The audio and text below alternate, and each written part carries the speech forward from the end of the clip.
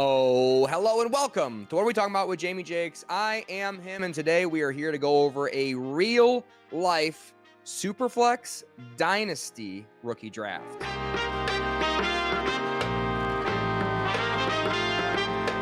Actually, I have two rookie drafts, not just one for y'all today. These drafts are Superflex leagues. They're 12-team leagues, and they do all have individual defensive players on each of the rosters. One IDP, one defensive lineman, and one linebacker slot. There are some differences in the scoring format for these leagues, but for the sake of the draft, I don't think it really mattered all that much. So let's get right into it here. This is the first league that our draft finished. You can see very active league, a lot of trading back and forward. You can see me traded up to Genty at 1 overall. It was a trade I was trying to drum up all season. I had a lot of draft capital to move up, and I wanted to move up and get Genty because I think he's obviously, in my opinion, a tier higher than everybody else in the draft. But an interesting pick here is number 2, Travis Hunter. Now, I wasn't a massive fan of Travis Hunter as a wide receiver. I think he's great. He was,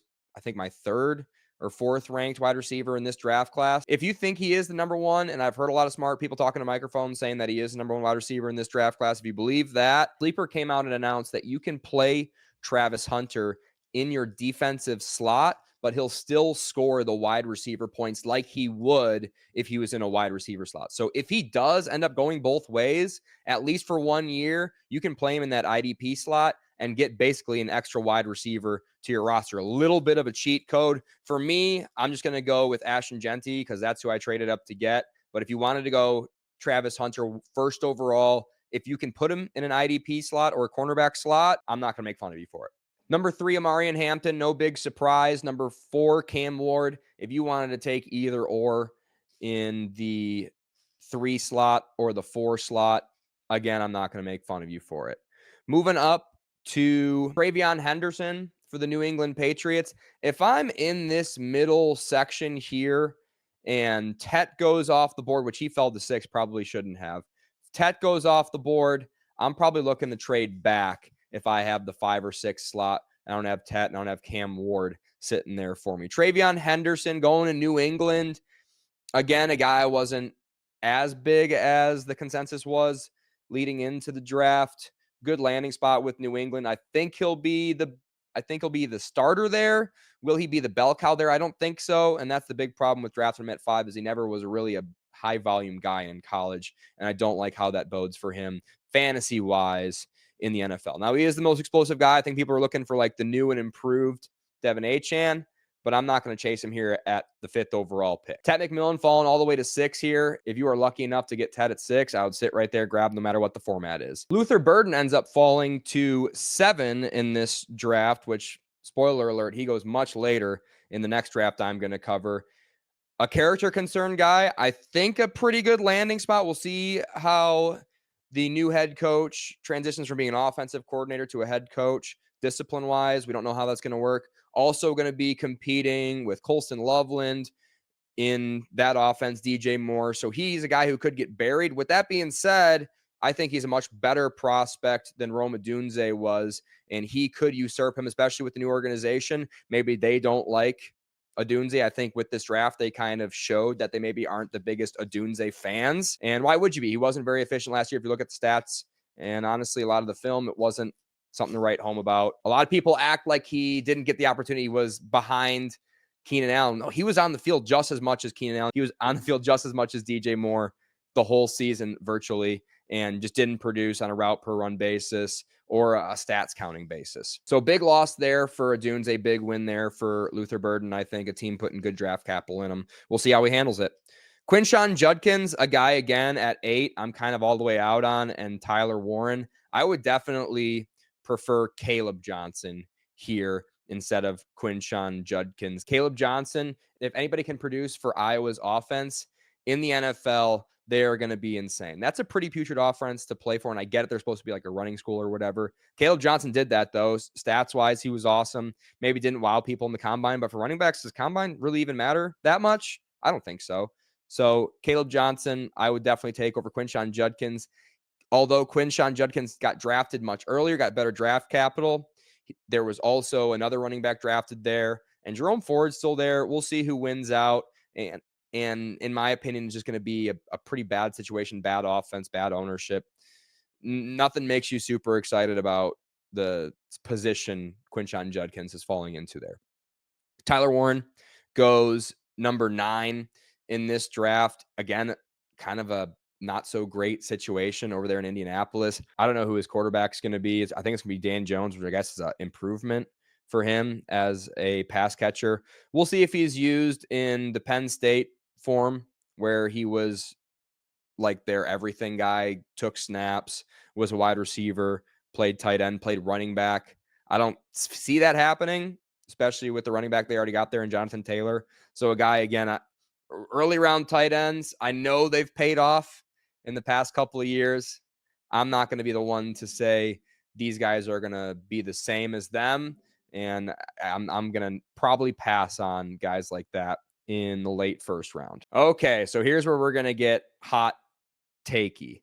I had 2 first-round wide receivers staring me in the eye right here at this 11 overall pick, and I just had to plant my flag on my guy. I couldn't go to bed soundly if I didn't take Tre Harris, who I think landed in probably the best landing spot out of any wide receiver in this draft class. Tre Harris, with no other competition other than Ladd McConkey, the most efficient wide receiver in college football last year, was more efficient against better talent last year in a smaller sample size, granted, because he did get injured once they started playing their big time games. In all formats, I'm going to draft Tre Harris ahead of first round Emeka Egbuka, even though I really like him. Emeka is going to be going up against a lot of competition with Mike Evans over there in Tampa. And Green Bay, I think, making probably what's going to go down in history as the worst pick in the first draft, or probably one of the worst picks in the first draft. Matthew Golden, just a combine all-star, was never great production-wise, had some fun stuff on film, but was never really consistent.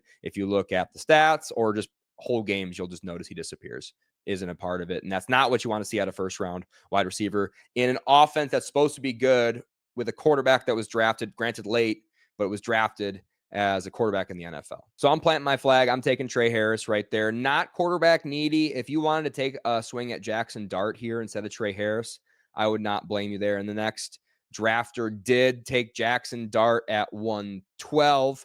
I believe he will be starting there sooner than later. They used a first round pick on him. I think everyone's seat is perpetually hot in New York, whether they're doing good or bad. And they've been doing really, really bad over the last few years. And they may have got their quarterback. They got 3 new guys over there in the quarterback room. So we'll see how it all pans out. But I think Jackson Dart, he was my second favorite quarterback in this draft class.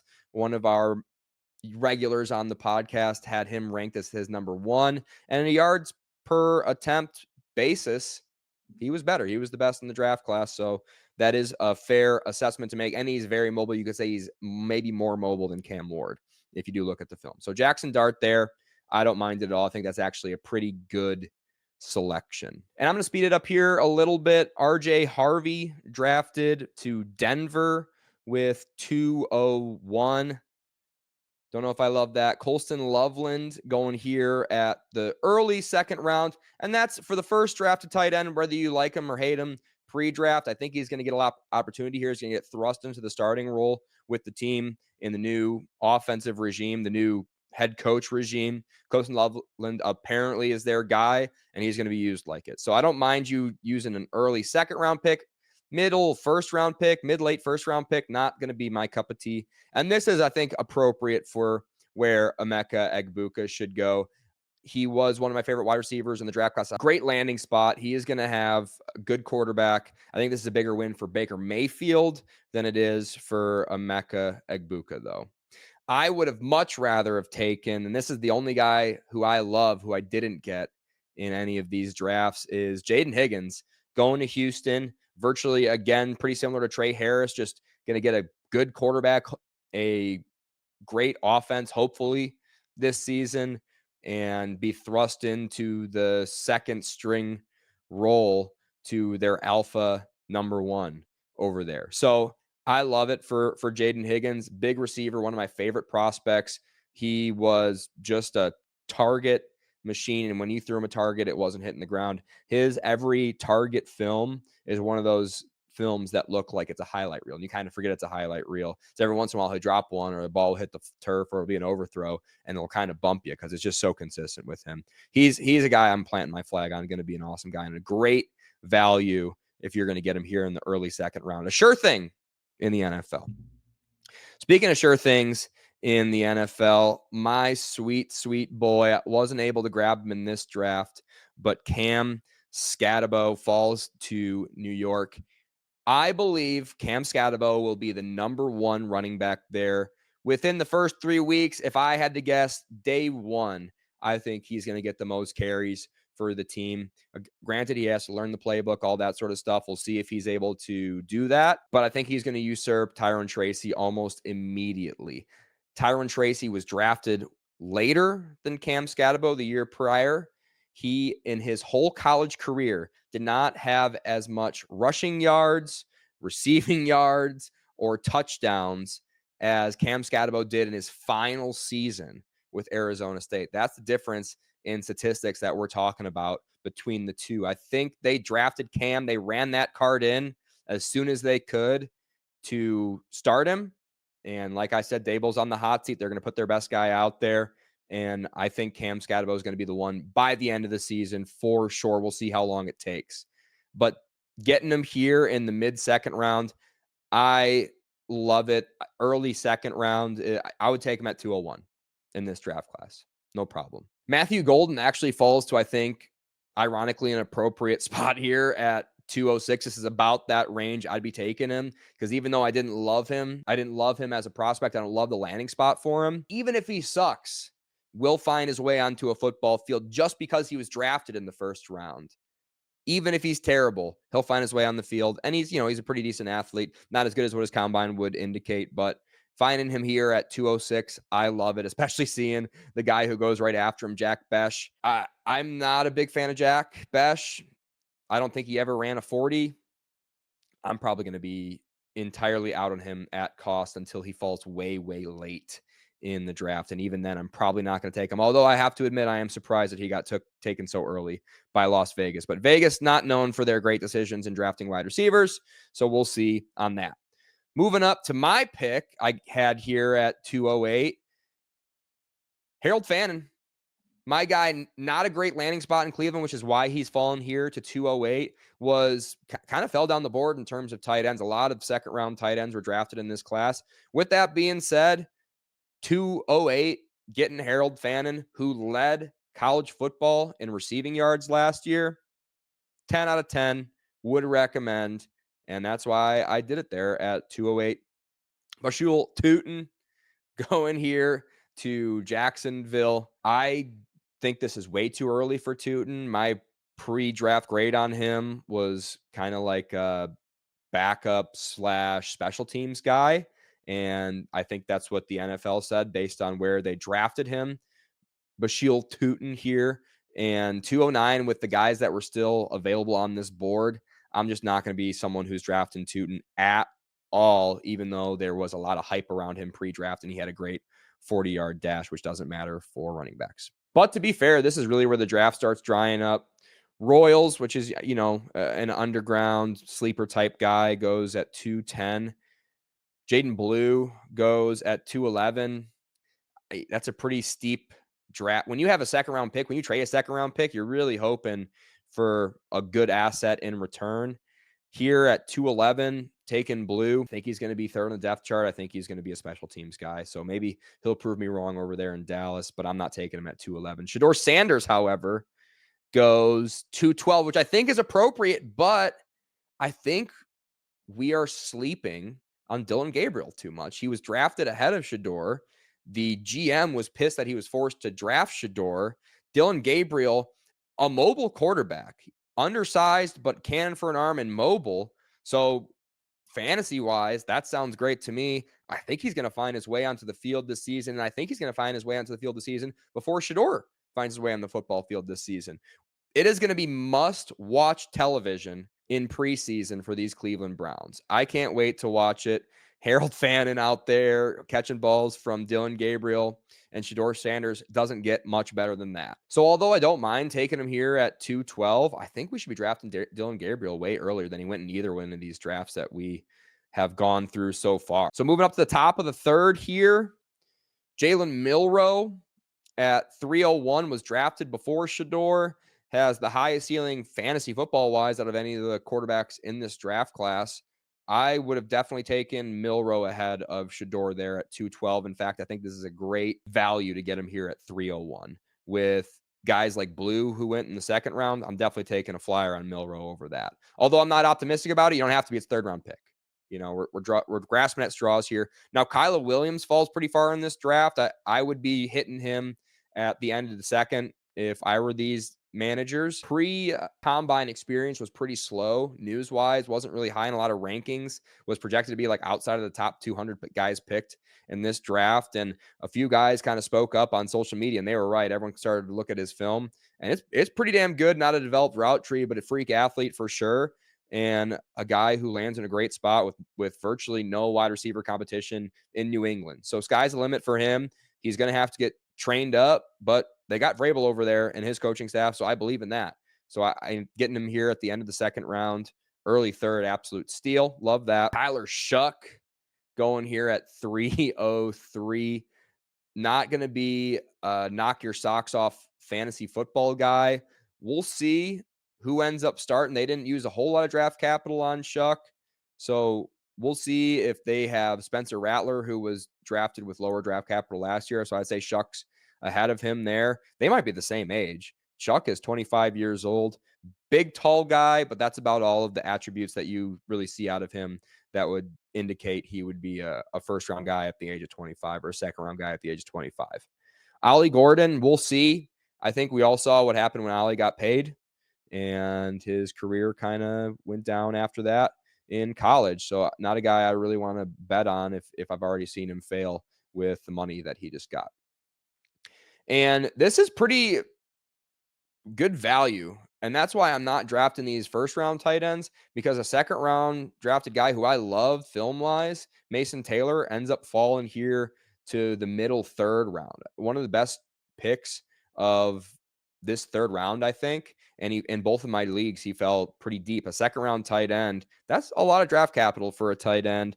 And if you have a taxi squad, you're drafting a tight end mid third round, you put him on the taxi squad, see if he develops. Takes a while for some of these guys to develop.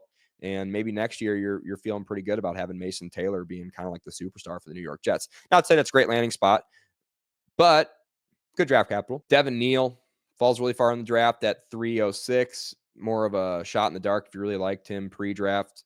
Not going to take him there. Wasn't aware of this guy's existence. James, 307. Maybe he'll prove me wrong. Still don't really know why that was picked there. Quinn Ewers goes at 308. Not a guy I was really excited about pre-draft or post-draft. Lands in Miami. But if you're taking a quarterback in the third round, hide him in your taxi squad and you'll come out all right. But two guys I actually really do like, Dillon Gabriel and Kyle McCord, still on the board. Kyle McCord is my number 3 quarterback pre-draft, so obviously a little bias on this. Goes to Philly. He'll be training under Jalen Hurts. Maybe he'll come in, and maybe one day he'll blossom into a beautiful butterfly. And he's got a great situation to learn under Jalen Hurts. So at worst, he'll be a solid backup for you. And if you get him at 410, I think you're pretty happy with that. But getting Dillon Gabriel at 310, who a guy I think has a really good chance to get a start, get an opportunity this year at some point in the Brown season. It's not like it's going to go well, right, over there. I think they're going to cut either Joe Flacco or Kenny Pickett. Probably Kenny Pickett would be the guy I think they would cut. Dillon Gabriel at 310, he's going to start over Shedeur. You know the team's going to start him over Shedeur no matter what they see with how dysfunctional that locker room is, no matter what they see. If Shedeur's slicing and dicing the third team, they're still going to start Gabriel over him. So I love that pick, and I love the pick that I made here. Arroyo going at 311 tight end, a deep threat, and a guy I think could start this year or have 1 year under Fant, and he'll just be the starting guy going forward if it all does pan out. It takes a while for these tight ends to build steam over time, but Arroyo at 311, hiding my taxi squad. I need to fill up my taxi squad anyway. I love that there. a lot more than Savion Williams, although I will say that's probably an appropriate spot to draft him. A lot of bodies in that room, not great draft capital, not exactly sure what you're expecting out of him there. I'd much rather just take a flyer on a quarterback in a super flex league. And if you hit it big, you can trade that guy that you drafted in the 3rd, 4th round for 2 first-round picks if he's a starter the following year. Dylan Sampson, I think a good pick. I think a reason to be concerned about Quinshon Judkins and his health this season. They also used pretty good draft capital on Dylan Sampson. A lot of guys liked him more than I did, but honestly, I had Sampson and Quinshon Judkins in a similar tier in my pre-draft ranking. So 2 guys right there that are going to be competing with each other with Jerome Ford on I think a horrible offense outside of Jerry Jeudy.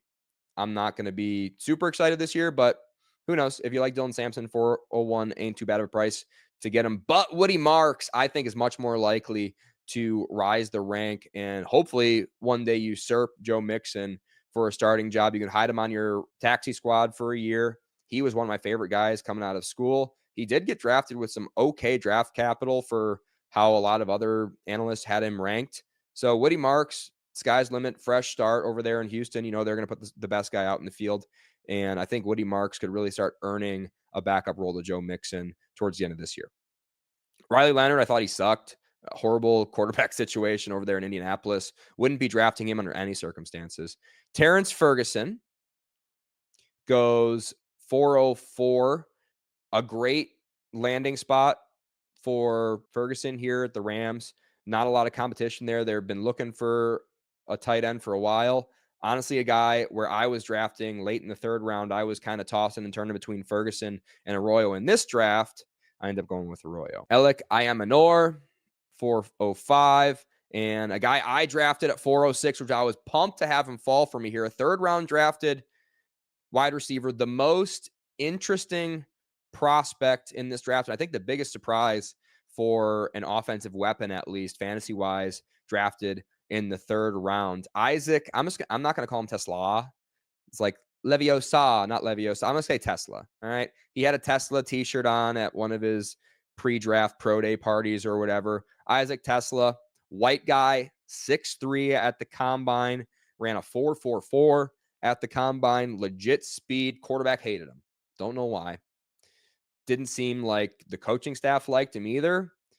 But you know who does like him is Dan Campbell. And Brad Holmes used a lot of draft capital to trade up for him. In Brad we trust, when you see how bad his production profile is, and you think to yourself, there's no way he succeeds in the NFL because of how bad this production profile is, you look for things that are unprecedented and reasons to believe. Okay. Unprecedented. Brad Holmes has hit on amazing prospects throughout deep in the draft, used a lot of draft capital trade up and get him. This is a guy who drafted Amon-Ra St. Brown, and I think his first draft in the NFL. So in Brad Holmes, we trust. So if you're drafting him in the 4th round here, I don't see why not. I don't see why you don't draft him at the end of the 3rd round. If you're looking for a wide receiver, he's going to get an opportunity. He's going to be, I think, the full-time slot guy there, and Amon-Ra is going to move out wide. Whether he'll produce in that position or not, we'll see. But a great offense, a guy you're obviously just going to put in your taxi squad. And if he does boom, he booms. And if he's a bust, you're just going to cut him and move on. It's a 4th round pick anyway. But he's a guy who has the highest potential here in the 4th round. And that's why I am going to draft him here when I can. Smith goes to Kansas City. DJ Giddens goes to Indianapolis. Mullings, I don't know who that is, actually. Don't know why that was drafted there. Kyle McCord, again, my 3rd favorite guy. I had 2 picks back-to-back here somehow. Kyle McCord, a guy I love, so drafted him here at 410, no problem. And Carter was still available for me here, and this is where I'm taking my first shot at defense in this setting. They're not that scarce. You only have to start 3 each week. So you're really looking for those home run guys. And obviously Abdul Carter could be one of those guys. And Will Howard from Pittsburgh, a guy I would draft ahead of Riley Leonard for sure. So pretty good draft, pretty good landing spot there at 412 in a great situation. They, I think, can develop quarterbacks there in Pittsburgh. They still remember how, despite their luck lately. Okay, so let's very quickly look at this other draft to see the differences in where these players were taken.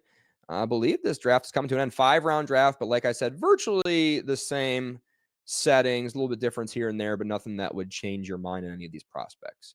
Ashton Genty goes 1 overall. Amarian Hampton 2. Tet goes 3 here. So he fell to, I believe, 6 or 7 in the other draft. I think that's appropriate, taking him there at 3, especially if you're not looking for a quarterback. But long shot was he trades back to get his own pick and takes Cam Ward. Henderson goes 5 again. Judkins, I'm not going to be a big fan of drafting them there. And that was a pick I traded back to here to get Brandon Ayuk last season. So we'll see how that trade pans out for me. But I love what I got there in Cam Skattebo. Travis Hunter in this draft falls all the way to 7. If I was sitting at 6 here in this format, I'm probably going to have to take Travis Hunter just because I can start him in that IDP slot, and he's got the highest floor out of any of these guys as far as I can tell in this part of the draft. Caleb Johnson goes 8, so about the same there. RJ Harvey goes 109. I think that's way too early. Maybe he'll prove me wrong, but RJ Harvey going to Denver, we'll see about that. Egbuka goes 110, so a little bit earlier here. Golden goes 111, and Jayden Higgins goes 112. A guy I was expecting to fall in both of these drafts turns out doesn't. The fantasy football community and the real football community are on to him. In the second round, so virtually the same spot here for Jackson Dart. Tyler Warren again falls to the late second. That's where I'm taking him, or early second. That's where I'm taking him. Take Tyler Warren in the early second. Cam Skattebo, I was super running back needy in this draft. I am almost blow it up and restart or do a quick restart in this dynasty build. It's not as good as my other one, but I needed a running back, and I believe in Cam Skattebo. Like I said, I think he's going to usurp Tyrone Tracy. I need him to kind of right away for this to kind of pan out for me, but I got Jalen Hurts. I got Josh Allen in this super flex league. I've got great receivers. I have Brian Thomas, Rashee Rice, Brandon Ayuk, obviously now. Guys I'm even forgetting. So I think Cam Skattebo, if he does do it for me here and I'm right, could win me a fantasy football championship. And then I blow it up and kind of reset. Or I could be wrong and I could be sitting at a pretty early draft pick next year. And then I'll get my running back.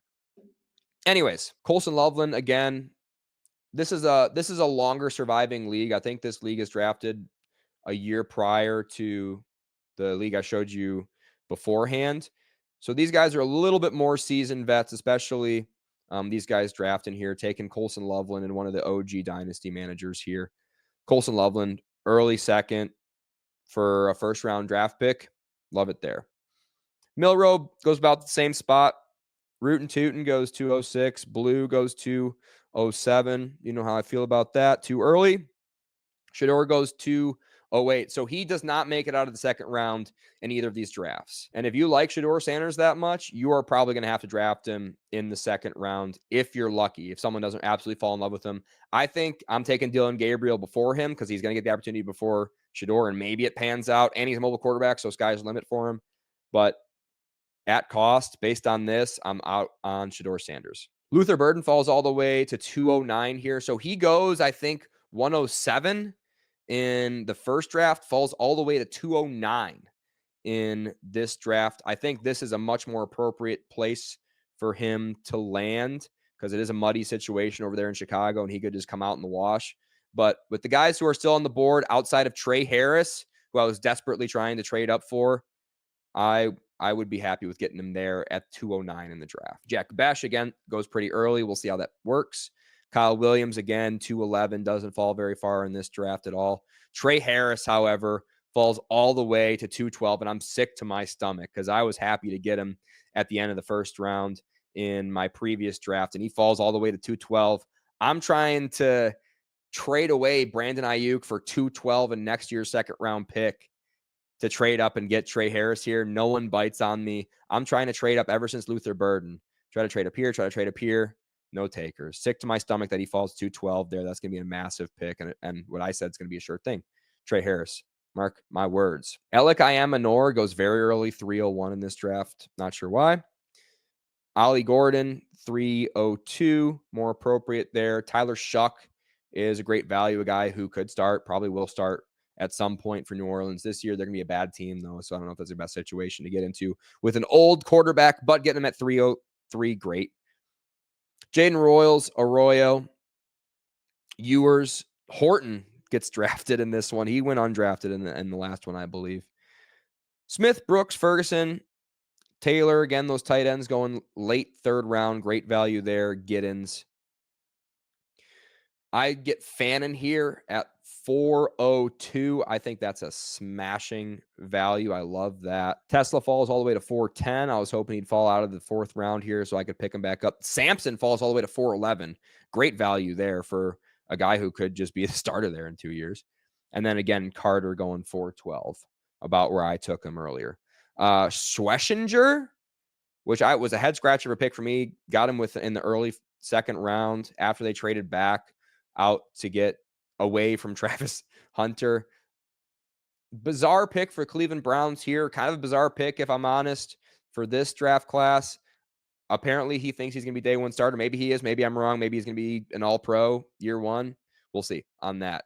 The Cleveland Browns certainly drafted a lot of capital, invested a lot of capital on him. More defenders going off the board. Woody Marks falls all the way to 504, which I was pissed. I really wanted him to fall to me. Restrepo, big hype guy preseason because he was Cam Ward's number 1 receiver, ends up falling out of the whole damn draft and then gets picked up by Tennessee with probably a phone call. Kyle McCord falls all the way to 506 here. Happy to grab him there. And then we're getting into Savion Williams. Other guys I did not do a lot of research on. Isaiah Bond goes 512, which I think is hilarious. Oh, I missed that in the first draft. How did I miss that? So Isaiah Bond goes 309 in this draft.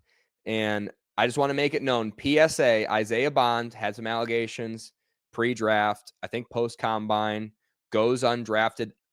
I think as I'm recording, still doesn't have a team that he is playing on. Not a guy I was super high on pre-draft, just football-wise anyway, with a massive character red flag. You're going to see him go undrafted and probably see him in the XFL this year. So PSA, drafting Isaiah Bond in the third round is insane.